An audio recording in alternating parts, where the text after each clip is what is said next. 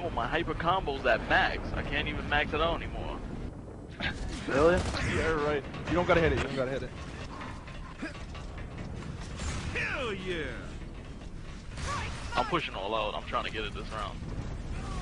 Just fight. Two mid. I'll cross for you guys. I'll cross for you guys. Shoryuken! Down one. It's a Hadouken! Hadouken!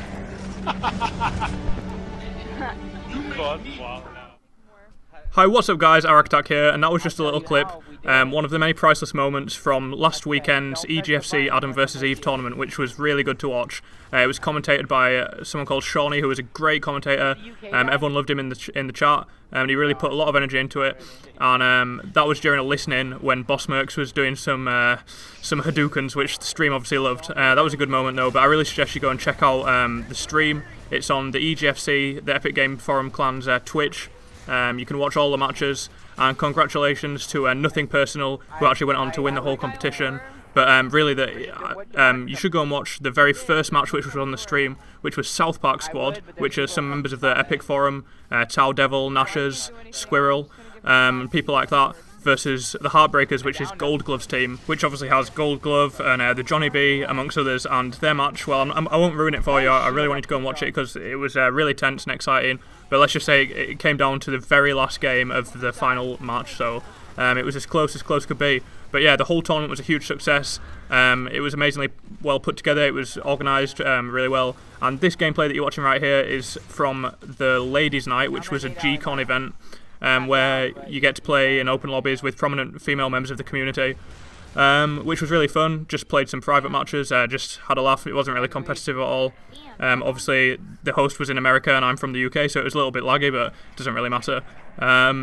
And actually in this game I was playing with Girl Poison, who was on Letnek and the Lollypop Kids team, which was the best female team in the tournament. They've really good team. And on the opposite team is the mutant Panda, who was also competing in the tournament. She did fantastically well. She's a really good player. I'm going to put in a clip of hers just next so you can see... oh, she just killed me right then, actually. But yeah, I'm going to put in a clip of hers so you can hear some of the commentary, and she got some amazing sniper shots, and I'm going to show a little talk bow clip that she got. She's a really good player, so just quickly enjoy this one, guys. Boom shot, ink and talk. I've spawned, and we're going to see White Rabbit and Alet switch grenades, and Brianna's going to pick up grenades uncontested in the middle. We're going to see a fight on Boom. Hailstone's going to try and get Boom, but the Lantern may take her down here, and she's going to get turboed, in fact, by Panda. Very nice job by Panda, picking off Hailstone and dropping the Boom. And in goes another shot, brilliantly done by Panda. 2 out of 2. Missing a third shot though, but she's gonna get White Rabbit on the third shot. There's 4! And 4! An ace with the turbo! Unreal! So that's a great little clip right there. The great shots, and also you can hear some of Shawnee's commentary, which, like I said, kind of makes the clip, and I'm sure he had a very sore throat after the event, but it was definitely worth it. But the great thing about the event was that it kind of raised awareness in a way that there are high-level female players. I mean, the Letnek and the Lollypop squad, they're incredibly good. They had players who competed in Hype Festation 2 in the ladies brackets, and you know, they're really top level players, and it's just good to get awareness out there though, because you know there's still a lot of negative stereotypes about females who play games, and you know, I've played with a lot of females and I've seen what happens. All you have to do is, if you're a female and you have a gamer tag that suggests you're a girl, you have an avatar that, you know, it might have a girl's picture, or of course if you talk on the microphone, they instantly get death threats, rape messages, torrents of abuse and sexist jokes, and it can be enough to make girls leave gaming for good. And that's not what we want. We want diversity in the community. It's good for everyone.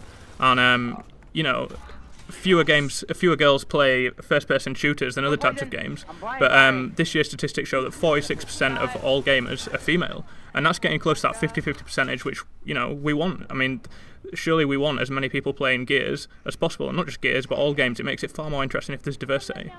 And of course, you know, there's banter, and everyone, if you're on Xbox Live, you will have got abuse at some point. I'm pretty sure everyone gets a bit of abuse, but you know, it's different when it actually is such abuse that it starts to push you away from gaming, as you actually don't even want to go on Xbox Live anymore.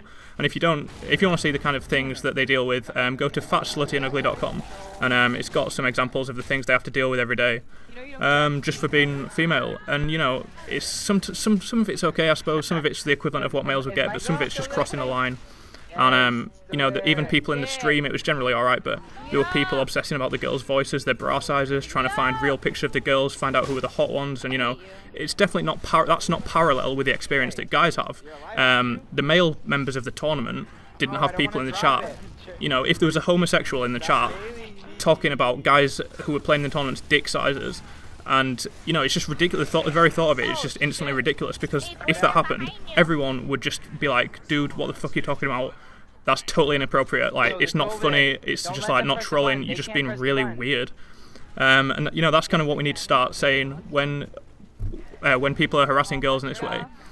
Because, you know, there's banter and then there's crossing the line, and when the experience that a female has is automatically just horrible, and if it's not parallel to the banter and messages and abuse that a male gets, which it often isn't, then there's a problem. And because it actually drives females away from the gaming community. And if you look at some of the discussions and the audience questions in the discussion panels in PAX East, which I've linked down below as well, then you'll see that actually a lot of people have been driven away from gaming by this, and that's not what we want. Of course, there's also the problem of girls who, you know, they're obsessed with being a girl gamer, and they use that to incite special treatment. They're like, ooh, I'm a girl, and then they have a double standard where they complain about being mistreated. But you know, if we just saw girl gamers as just gamers, you know, just they're nothing different, they're just other gamers, then there'd be no different treatment for them to exploit in the first place. So yeah, I hope this hasn't got too heavy. All I really want you to do is just go and check out the tournaments, the games from there. I mean, they're really good games and you'll really enjoy them. But I just wanted to get that off my chest, you know. I think people just need to start calling people out and just being like, hey man, that's not a cool thing to say. Because it's good for the community, the more diversity we have. But thanks a lot for watching, guys, and I'll see you next time.